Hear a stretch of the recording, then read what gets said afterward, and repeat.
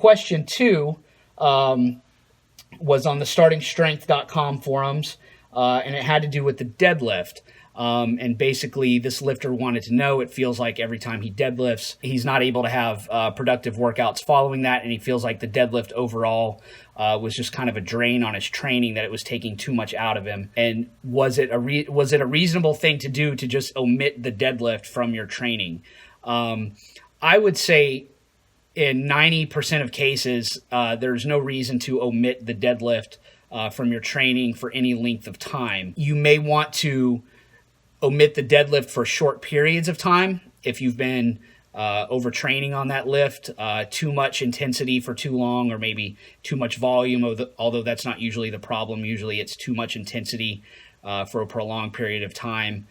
You might benefit from a short-term break from heavy deadlifting at least. You might want to lighten it up and do some more volume work in like the 70-75% range for the deadlift and get away from the intensity, but there's not really a reason to just completely omit the deadlift.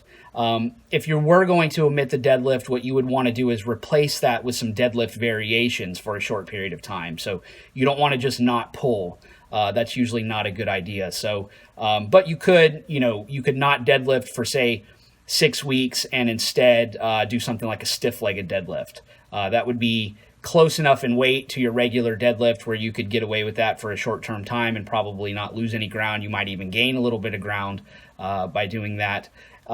His question had some information in there about potentially just replacing the deadlift with Olympic lifting variations, power cleans and power snatches and that sort of thing.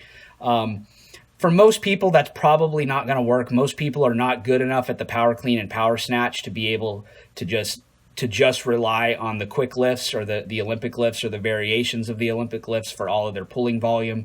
It's not going to work for most people. They're going to need to do some heavier pulling from the floor.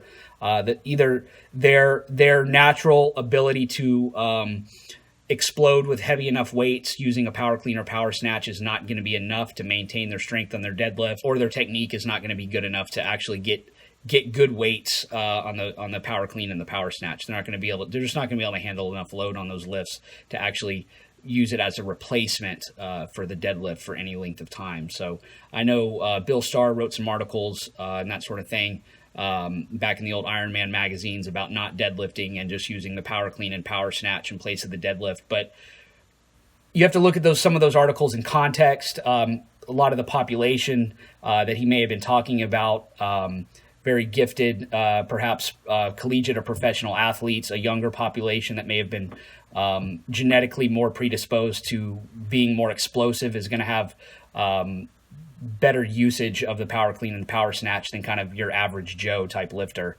Also, very experienced, highly trained Olympic weightlifters who are very good at the power clean and power snatch may be able to not deadlift and yet increase their pulling strength without deadlifting. But that, for most people, that's not a good idea. So what I would say is, if you feel like it's a drain on your training program at the moment, then back off the intensity, get down into more like the 70-75% range. Just get in some good quality rep work, sets of 5 in the 5 to 8 rep range, and kind of recondition yourself to pulling.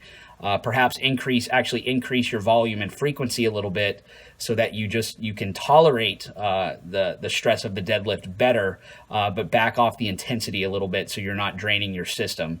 And then over time you can work back into some higher intensity efforts, and you'll probably do better. But you do have to be careful with deadlifts. You can't train them, especially as you get into kind of the late intermediate advanced stage. You can't be pulling 5 rep maxes, 3 rep maxes, 1 rep maxes week in and week out. You're going to have to use those a little bit more sparing.